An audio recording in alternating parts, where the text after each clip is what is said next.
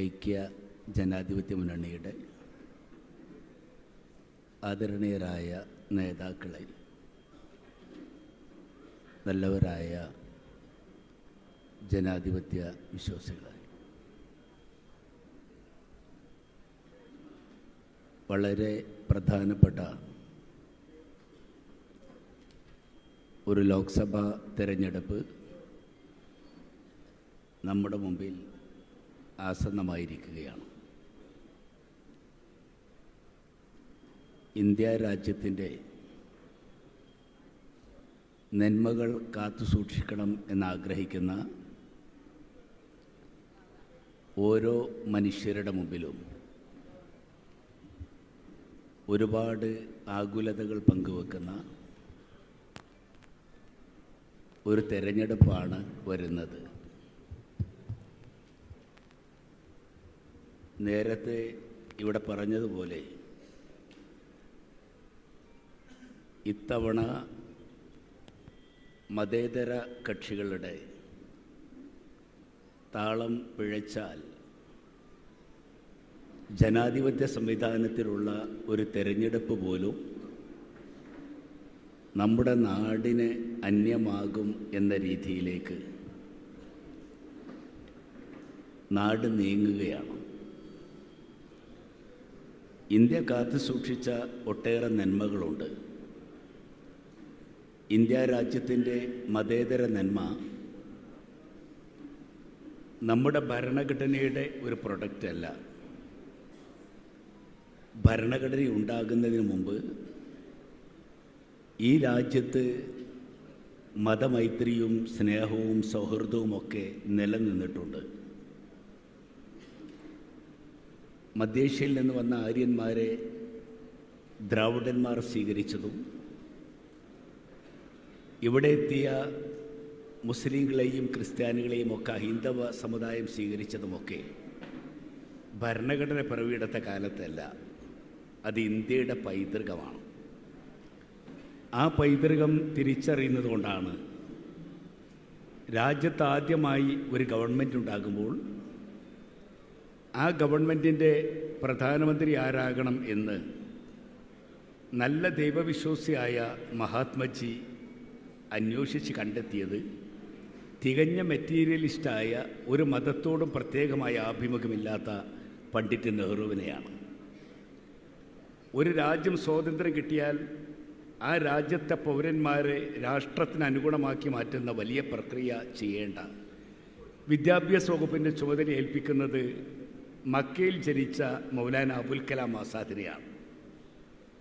അതോടൊപ്പം തന്നെ ജോൺ മത്തായിയും സർദാർ വല്ലഭായ് പട്ടേലും ഏറ്റവും മതസ്ഥ വിഭാഗത്തിൽ നിന്ന് വളർന്നു വന്ന് വലിയ നിയമജ്ഞനായി മാറിയ ഡോക്ടർ അംബേദ്കറും ഒക്കെ ഉൾക്കൊള്ളുന്ന ഒരു ഗവൺമെൻറ്റാണ് നമ്മുടെ രാജ്യത്ത് ആദ്യം ഉണ്ടാക്കുന്നത്. അത് ഇന്ത്യയുടെ പരിച്ഛേദമാണ്. വിദേശ രാഷ്ട്രവുമായി ഇന്ത്യ ആദ്യത്തെ ഒരു യുദ്ധത്തിന് ഒരുമ്പെടുമ്പോൾ ആ യുദ്ധത്തിന് നേതൃത്വം കൊടുക്കുന്നതിൽ പോലും അത് കാണാൻ കഴിയും. പാർസിയായി ജനിച്ച ജനറൽ മനക്ഷ കരസേനാ മേധാവിയും ഒരു സിഖുകാരനായി ജനിച്ച ജനറൽ അറോറ നാവികസേനയുടെ മേധാവിയും ഒരു മുസ്ലിമായി ജനിച്ച ലുത്ഫി വ്യോമസേനയുടെ മേധാവിയുമായി ഇന്ത്യ രാജ്യത്തിൻ്റെ അതിർത്തി കാക്കട്ടെ എന്ന് നെഹ്റു തീരുമാനിക്കുന്നത് അത് ഇന്ത്യ കാത്തു സൂക്ഷിക്കുന്ന ആ നന്മയാണ്. ആ നന്മ രാജ്യം തകരുകയാണ്. ഇന്ത്യ സ്വാതന്ത്ര്യം കിട്ടുമ്പോൾ നമുക്കറിയാം ഇന്ത്യയുടെ ധാന്യക്കൂടാരം ബംഗാളിലെ ഗോതമ്പ് വയലുകളാണ്.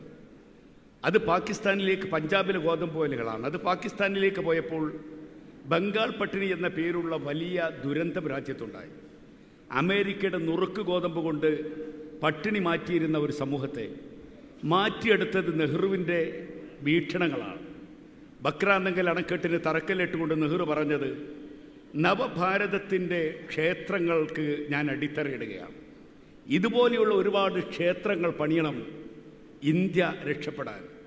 നെഹ്റുവിൻ്റെ വീക്ഷണം ശരിയായിരുന്നു. ആ വീക്ഷണത്തിൽ നിന്നുകൊണ്ടാണ് മൻമോഹൻ സിംഗിൻ്റെ കാലഘട്ടത്തിൽ ഭക്ഷ്യസുരക്ഷ നടപ്പിലാക്കുന്ന രാജ്യമായി ഇന്ത്യ മാറിയത്. ഇന്ത്യ വളർന്നു. ആ വളർച്ച മുഴുവൻ ഇന്ന് വിസ്മരിക്കുകയാണ്. ഇന്ത്യ ഉണ്ടാക്കിയെടുത്ത ആ നന്മകളെ മുഴുവൻ തകർക്കുകയാണ്. ശ്രീമതി ഇന്ദിരാഗാന്ധി അതിർത്തി കാക്കുന്ന പട്ടാളക്കാരെയും രാജ്യത്ത് ഭക്ഷ്യോൽപാദനം നടത്തുന്ന കർഷകനെയും ഒരുപോലെ എടുത്തുകൊണ്ടാണ് പറഞ്ഞത് ജയ് ജവാൻ ജയ് കിസാൻ എന്ന്. ഇന്ന് ആ കർഷകന്റെ നെഞ്ചിലേക്ക് പട്ടാളക്കാർ വെടിയുണ്ട് എതിർക്കുന്ന നാടായി ഇന്ത്യ മാറുകയാണ്. അപകടകരമായ പാന്താവിലേക്ക് ഈ രാജ്യം നീങ്ങുകയാണ്. ഈ രാജ്യത്തെ തിരിച്ചു കൊണ്ടുവരേണ്ട ബാധ്യത നമുക്കുണ്ട്. രാജ്യത്തെ ജനങ്ങളുടെ പൗരന്മാരുടെ പൗരത്വത്തെ പോലും ചോദ്യം ചെയ്ത അപകടകരമായ അവസ്ഥ നിങ്ങൾ ഓർക്കുന്നുണ്ടാകും. ഇന്ത്യ സ്വാതന്ത്ര്യം നേടുന്ന ഘട്ടത്തിൽ നവകാലിയിലെ രക്തം പുരണ്ട മണ്ണിലായിരുന്നു മഹാത്മജി. നഗ്നബാധനായി രക്തം വീട് കിടക്കുന്ന മണ്ണിലൂടെ നടന്നുകൊണ്ട് ഗാന്ധിജി പറഞ്ഞത്, ഇല്ല, ഈ രാജ്യത്ത് ജനങ്ങൾക്ക് ഇവിടം വിട്ടു പോകാൻ ഇഷ്ടമില്ലെങ്കിൽ അവരെ ആട്ടി ഓടിച്ചുള്ളൊരു ഇന്ത്യ എനിക്ക് വേണ്ട.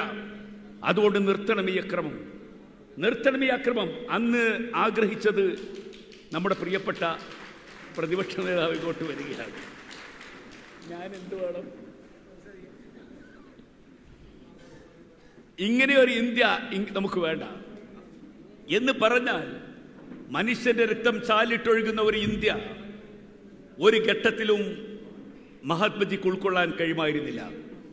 ഞാൻ പറയുന്നത്, അന്ന് മനുഷ്യന്റെ രക്തം ചാലിട്ടൊഴുകാൻ അനുവദിക്കില്ല, മനുഷ്യരെ കൊന്നൊടുക്കിയിട്ടുള്ള ഒരു ഇന്ത്യ വേണ്ട എന്ന് പറഞ്ഞുവെങ്കിൽ ഇന്ന് ഇന്ത്യ രാജ്യത്തെ രേഖകൾ പരിശോധിച്ച് പൗരന്മാരെ പുറത്താക്കുന്നിടത്ത് ഇന്ത്യ നിൽക്കുകയാണ്. അപകടകരമാണ് ഈ നാട്. ആ അപകടത്തിൽ ഇന്ത്യയെ രക്ഷിക്കാൻ ഒരാൾക്കേ കഴിയൂ. നിങ്ങൾ മനസ്സിലാക്കേണ്ടത്, ഇന്ത്യ ഭിന്നിപ്പിച്ച് മനുഷ്യരെ ഭിന്നിപ്പിച്ച് തമ്മിലടിപ്പിച്ച് മരിക്കുന്ന ഈ ഘട്ടത്തിലും ഇന്ത്യ രാജ്യത്ത് നീതി നടപ്പാക്കണം എന്ന മുദ്രാവാക്യം വിളിച്ചുകൊണ്ട് ഇന്ത്യയുടെ തെരുവിലൂടെ നടന്നു നീങ്ങുന്ന ഒരു വലിയ മനുഷ്യനുണ്ട്. അത് രാഹുൽ ഗാന്ധിയാണ്. ആ രാഹുൽ ഗാന്ധിയുടെ പിന്നിൽ ഇന്ത്യ രാജ്യം ഉറച്ചു നിൽക്കുകയാണ്. അദ്ദേഹം ഇന്ത്യ തിരിച്ചെടുക്കാൻ പരിശ്രമിക്കുകയാണ്. India അപകടപ്പെട്ടുകൂടാ, India തകർത്തുകൂടാ. എല്ലാം നഷ്ടപ്പെട്ടാലും ശരി, ഈ ഇന്ത്യയുടെ ആത്മാവ് ഞാൻ വീണ്ടെടുക്കുമെന്ന് പറയുന്ന ഒരു തെരഞ്ഞെടുപ്പാണിത്. ഈ തെരഞ്ഞെടുപ്പിൽ നമ്മുടെ പ്രതീക്ഷ കൈവിട്ടുകൂടാ. ഇന്ത്യ രാജ്യത്തെ ഭിന്നിപ്പിക്കാൻ നമുക്ക് ഒരിക്കലും അനുവദിച്ചുകൂടാ. അതിനുള്ള പരിശ്രമമാണ് നാം ഓരോരുത്തരും നടത്തേണ്ടത്. നമുക്കറിയാം, ഈ തെരഞ്ഞെടുപ്പിൽ BJP ഒരു ഭാഗത്ത് നിൽക്കുമ്പോൾ BJPക്കെതിരായി രാജ്യത്ത് BJP അങ്ങനെ ഓരോ മാജിക് നമ്പർ പറയുകയാണ്, ഞങ്ങൾ ഇന്ത്യ രാജ്യം ഭരിക്കുമെന്ന്. ആ മാജിക് നമ്പർ എവിടെ നിന്നാണെന്ന് ഞങ്ങൾക്കറിയുന്നില്ല. നിങ്ങൾക്കറിയാം, ഒരു കാലഘട്ടത്തിൽ ഇന്ത്യ ഭരിക്കണമെങ്കിൽ ഉത്തരേന്ത്യക്കാർ കനിയണമെന്നാണ് പറഞ്ഞിരുന്നത് എങ്കിൽ സംശയം വേണ്ട, ഇത്തവണ ദക്ഷിണേന്ത്യ കൊണ്ട് ആ ഇന്ത്യ മുന്നണി ഇന്ത്യ ഭരിക്കും. ഒരു സംശയം നിങ്ങൾക്ക് വേണ്ട. അതിന് നമുക്ക് കഴിയും. ദക്ഷിണേന്ത്യയിലെ ഓരോ പ്രദേശത്തെയും ഇന്നത്തെ മികവ് നോക്കിയാൽ നിങ്ങൾക്കത് ബോധ്യമാകും. നമുക്കത് തിരിച്ചറിയാൻ കഴിയും. ഇവിടെ കമ്മ്യൂണിസ്റ്റുകാരൻ്റെ കപട നാടകങ്ങൾ വെറുതെയാണ്. അവർ രാജ്യത്തെ ജനങ്ങളെ വിഡ്ഢികളാക്കുകയാണ്. അവർക്ക് ഒരേ സമയത്ത് BJPയെയും കോൺഗ്രസിനെയും ഇന്ത്യ രാജ്യത്ത് കാണുകയാണ്. കോൺഗ്രസും CPM-ഉം BJPയും CPM-ഉം മാത്രമാണ് കോൺഗ്രസിന്റെ ശത്രുവായി നിൽക്കുന്നത്. അവരുടെ ലക്ഷ്യം എന്താണ്? അവരുടെ ഉദ്ദേശശുദ്ധി എന്താണ്? ആ ഉദ്ദേശശുദ്ധിയാണ് നമുക്കിന്നും തിരിച്ചറിയാത്തത്. ഇവർക്കെതിരായി നിൽക്കാൻ നമുക്ക് കഴിയണം. ഇവരുടെ ഈ കാപട്യത്തെ തിരിച്ചറിയണം. ഇവർക്ക് രാജ്യത്തെ ജനങ്ങളെ തകർത്തെറിഞ്ഞ് നമുക്ക് 2 ഡ്യൂട്ടിയാണ്. കാരണം കേരളത്തിലെ ജനങ്ങൾ നെരിപ്പോടിൽ കിടക്കുന്നത് പോലെയാണ്. ഒന്ന് നരേന്ദ്രമോദിയുടെ തീ മുകളിലും, അതുപോലെ തന്നെ പിണറായി വിജയന്റെ തീ താഴെയും നിൽക്കുന്ന നെരിപ്പോടിൽ കിടക്കുന്ന പരുവത്തിലാണ് നമ്മൾ. നമുക്ക് 2 വിഷയങ്ങളിലുമുള്ള തിരിച്ചടി ഇതുവഴി ഉണ്ടാകണം.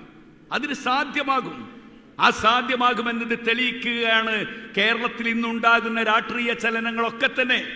ആ രാഷ്ട്രീയ ചലനങ്ങളാണ്, നിങ്ങൾക്കറിയാം, ഈ അടുത്ത കാലത്ത് ഐക്യ ജനാധിപത്യ മുന്നണിയിൽ നിന്ന് ആരെങ്കിലും അപ്പുറത്തോ ഇപ്പുറത്തോ നിൽക്കുന്നുണ്ടോ? അവരെയൊക്കെ ഞങ്ങൾക്ക് കിട്ടുമോ എന്ന് നോക്കിയിട്ട് വക്ക് പൊട്ടിയ പ്ലേറ്റും കണമുറിഞ്ഞ കയ്യിലും വാങ്ങാൻ നടക്കുന്ന ആക്രി കച്ചവടക്കാരന്റെ ചാക്ക് പോലെ BJPക്കാരൻ നടക്കുകയാണ്. ഏതെങ്കിലും പാർട്ടിയിലുണ്ടോ അങ്ങനെ ഒന്ന്?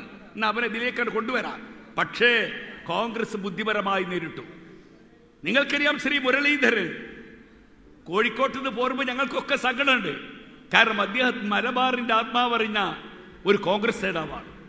അദ്ദേഹം ഞങ്ങളോടൊപ്പം ഉണ്ടാകണമെന്ന് ആഗ്രഹിച്ചിരുന്നു. പക്ഷേ അദ്ദേഹം ഇന്ന് തൃശ്ശൂരിലേക്ക് പോരുമ്പോൾ കോഴിക്കോട്ടുകാർക്ക്, വടക്കേ മലബാറുകാർക്ക് നിങ്ങൾക്കറിയാം വലിയ ഒരു മാനസികമായ പ്രയാസമുണ്ട്. എങ്കിലും ഇന്ത്യ രാജ്യത്ത് കോൺഗ്രസ് പാർട്ടിയുടെ അന്തസ് ഉയർത്തിപ്പിടിക്കാൻ, ഇന്ത്യൻ മതേതരത്വത്തിന്റെ നന്മ കേരളത്തിൽ കാത്തു സൂക്ഷിക്കാൻ കോൺഗ്രസ് എടുത്ത ധീരമായ തീരുമാനത്തിന്റെ ഭാഗമായി 20-20 സീറ്റും ഐക്യ ജനാധിപത്യ മുന്നണി നേടുന്ന അഭിമാനകരമായ തെരഞ്ഞെടുപ്പായി ഇത് മാറും.